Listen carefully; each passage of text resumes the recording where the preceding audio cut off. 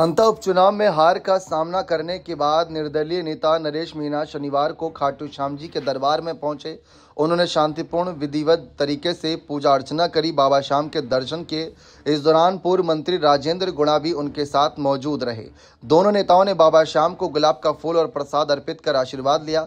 मंदिर परिसर में श्री श्याम मंदिर की भवानी सिंह ने नरेश मीणा और राजेंद्र गुणा का श्याम दुपट्टा उड़ाकर स्वागत किया। बाबा श्याम के दर्शन करने के बाद नरेश मीणा ने कहा कि बाबा श्याम को हारे का सहारा कहा जाता है और मुझे उन पर पूरा भरोसा है कि वे मेरी नैया जरूर पार लगाएंगे।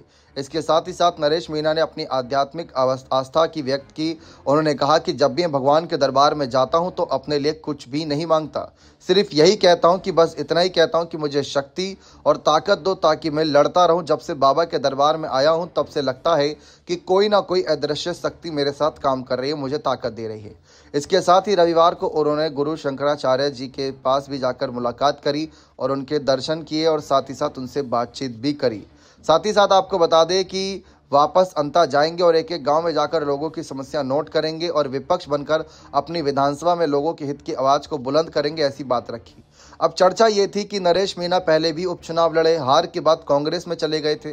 कांग्रेस ने उन्हें मौका दे दिया, जबकि देवली उनियारा सीट पर तो उन्होंने कांग्रेस का ही खेल खराब किया था। चर्चा इस बात की थी कि क्या इनकी वापसी कांग्रेस पार्टी में होगी।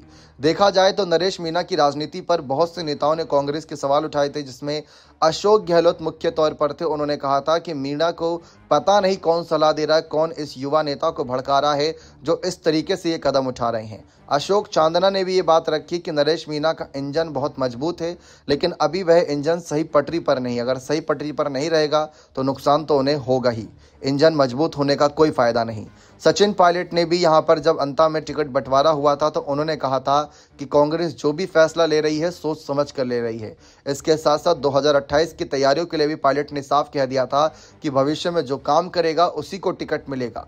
अब इन सब के बीच नरेश मीणा का कांग्रेस में वापसी का तो कोई इशारा नहीं दिख रहा, क्योंकि चुनाव हारने के कारणों पर बात करते हुए नरेश मीणा ने अंता की जनता का आभार जताया।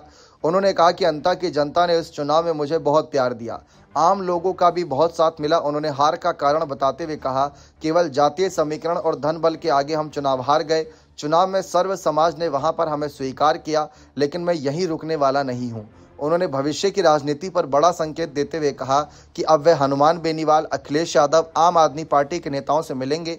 हमारा प्रयास है कि सभी स्थानीय पार्टियों को एक साथ एक मंच पर लाकर 2028 के चुनाव के लिए तीसरा मोर्चा तैयार करेंगे और अभी से उसकी तैयारी शुरू करेंगे। यानी कांग्रेस में वापसी का तो दूर दूर तक प्लान नजर नहीं आ रहा है। बने रहे चैनल के साथ, बहुत बहुत शुक्रिया।